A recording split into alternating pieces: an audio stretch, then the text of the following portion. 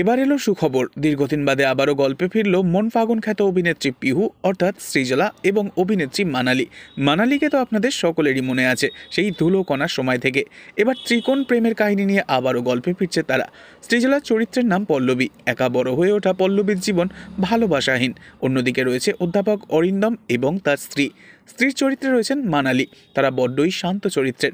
আচমকাই চাকরির সুবাদে তাদের উঠে আসতে হয় পল্লবীর বাড়ির কাছে, আর সেখানেই পল্লবীর সাথে আচমকাই দেখা হয়ে যায় আমাদের অধ্যাপক হিরো অর্থাৎ অরিন্দমের সাথে কিছুদিনের আলাপেই অরিন্দমের প্রেমে পড়ে যায় পল্লবী। কিন্তু অরিন্দমের হঠাৎ বদলে যাওয়া এবং সম্পর্কে জড়ানোর আভাস পেয়ে যায় অরিন্দমের স্ত্রী মিথিলা অর্থাৎ মানালি। এই ত্রিকোণ প্রেমের গল্প নিয়ে আসছেন পরিচালক অরিজিৎ চক্রবর্তী, আর তা দেখা যাবে হইচইয়ের নতুন ওয়েব সিরিজে। তো বন্ধুরা, আপনারা কতটা এক্সাইটেড এই নতুন ত্রিকোণ প্রেম কাহিনী উপভোগ করতে? অবশ্যই কমেন্টে জানাবেন, আর নেক্সট আপডেটের জন্য সাবস্ক্রাইব করে রাখবেন। ধন্যবাদ।